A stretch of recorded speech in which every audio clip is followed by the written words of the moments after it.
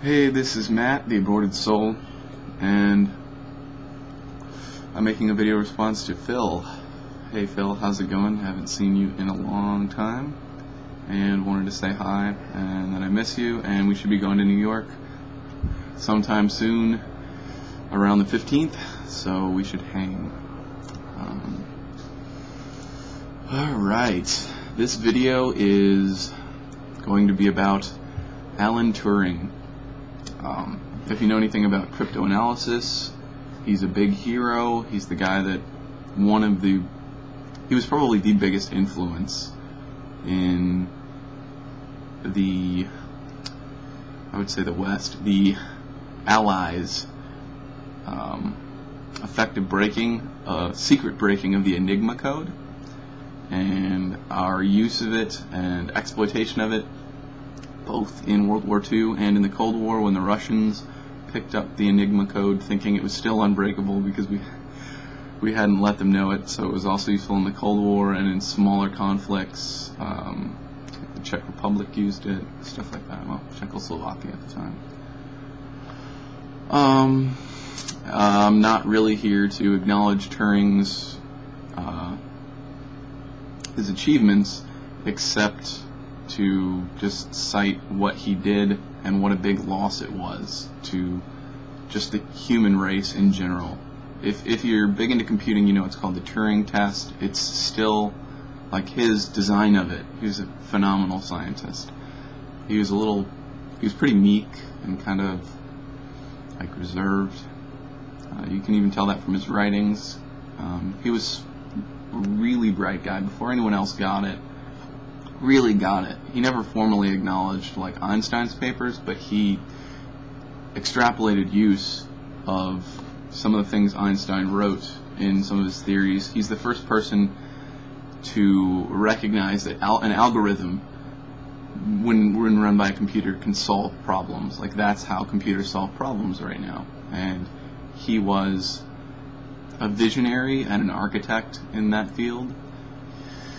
He was also a homosexual, and he was the biggest instrument in breaking the Enigma code, and probably as far as a single man is concerned, he was probably the biggest influence on the Allies' power winning World War II and defeating Germany, at least the Germany campaign. All right.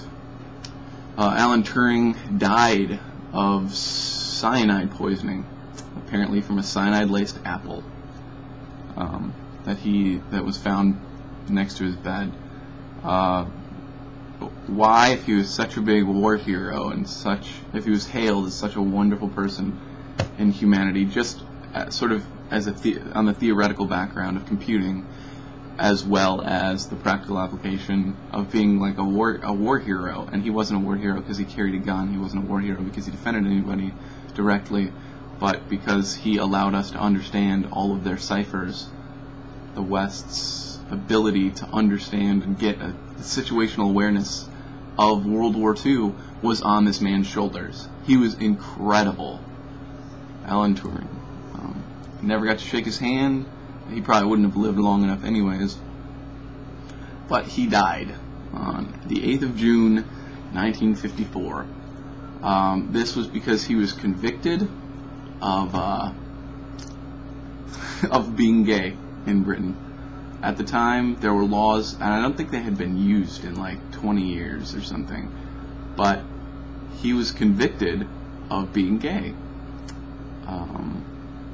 Believe it or not. And he got persecuted, he got chased down. I think he was coming out of a theater or something with his then love. Oh yeah, gross indecency was what he got hit for. His friend Murray, Arnold Murray, was a 19-year-old guy. After a lunch date, he picked him up outside of a cinema and went with him to his house. And he invited Murray to his house, and Murray didn't show up, but they met again in Manchester the following Monday, and Murray visited Turing's house again later, a few weeks later, and spent the night there. Thank you, Wikipedia. Murray helped an accomplice break into his house. He reported the crime to the police, and during the investigation, Turing acknowledged his sexual relationship with Murphy. So he got burglarized. His lover helped someone break into his house, and he reported it. He said, "Hey, someone stole my shit and broke into my house." And it was Section 11 under the Criminal Law Amendment Act of 1885. This is the same crime that Oscar Wilde had been convicted of more than 50 years earlier. He was given a choice of imprisonment or probation, condition that he would undergo hormonal treatment. So he accepted chemical castration. So basically, the UK took one of their preeminent scientists of the time, a giant contributor to both the survival of Europe as it was, and just he contributed to our understanding of the universe. Like the reason I can use a computer right now, I mean, there's algorithms that are running my camera, my QuickCam right now, and he thought of that. He brought that up. That was his idea, And through that small conflict, he could produce answers. And he got chemically castrated, like someone hunted him down in a witch hunt for him complaining that his house was broken into, and his domicile was broken into, and the law came after him for being homosexual, for doing something that is almost ubiquitous in the animal kingdom. Same-sex relationships. I mean, blue herons nest as females, and they'll develop lesbian relationships to care after each other's nests in the lack of male presence, and they'll take on the roles of males. I mean, everybody knows Greatest Monkeys, and everybody knows dolphins, and everybody knows worms, but there was just a study done where almost 100% of the animal kingdom practices same-sex relationships. Like, this is no farther. You couldn't get farther from natural. There is a natural selection pressure, some sort of it, for homosexuality, especially in primates. We are primates. This happens. It's natural. The mechanisms are still being fought over as to why, but it's obvious. If something has a structure, there's a reason. There's a behavior that's ubiquitous, especially not just in a species or in a genus or in, it extends to all multicellular animals. That not that all multicellular animals are homosexual, but almost all multicellular animals practice same-sex relationships of the kind that would be considered homosexual, like caring for each other, taking on roles of male and female, gender switching, outright homosexual, acts, stuff like that. So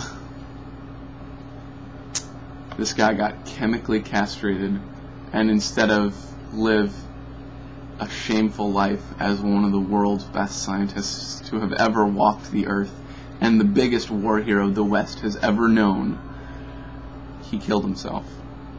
So, hate isn't harmless. Religion, especially, isn't fucking harmless. This was completely religiously motivated. They drove this guy. They chemically castrated this motherfucker into the grave. I mean, he was fragile, and he was brilliant, and people's hate killed this man. I mean, ultimately it was cyanide, and people ought to be fucking ashamed of themselves. This man should have been carried on our shoulders. I mean, they should have shook his hand and kissed his feet. They should have washed his feet. They should have, showered him in riches and love and acceptance. And instead, they fucking horse fucked this guy. They ruined this guy's life. I mean, not only did they convict him or put him on, probation or watch him and just shame him publicly and say, this great scientist, you're a horrid human being and we hate you and you're unnatural and shame on you. I mean, they did that too, but they fucking chemically castrated the man. That's just so fucked up. And all of you people that still hate about this issue, this very natural issue, and it's an issue of freedom, it's an issue of choice. If you want to fuck someone who happens to have the same anatomy as you, or if you just want to hang out and have movies and make out, or if you want to do whatever, if you're madly in love with them and you spend all of your life with them, who the fuck gives a shit? Who cares? It's freedom, it's your own choices. I mean, just from a pragmatic view, that's what they want. It doesn't affect you at all. They're not attacking your marriages. I think marriage altogether is kind of stupid. I mean, it can apply in certain cases, but who thought, hey, this gig is fucking great, man. Let's get Uncle Sam to come in and enjoy this with us. I want the government in my bed. I think marriage should be fucking like joining a club. You're just, oh, you're married? Okay. Oh, you're married. That's it. No taxes, that shouldn't be involved. The government shouldn't have anything to do with it, so it shouldn't fucking matter. It shouldn't. I mean, and most people want to get married so that they have the right, most homosexuals especially, would get married so they have the right, to see somebody if they're dying, or to have tax breaks. I mean, if you're going to give it to somebody like that, the government doesn't have a right to fucking say whether or not someone, they don't evaluate our personal decisions. They're not here to keep us moral. They're here to protect our freedoms. Freedoms like the right to fuck whoever you want, period. The freedom to live with whoever you want and have whoever you want come to your fuck. If you're dying, that person should be able to make your decisions for you if you so choose. Fucking period. Period.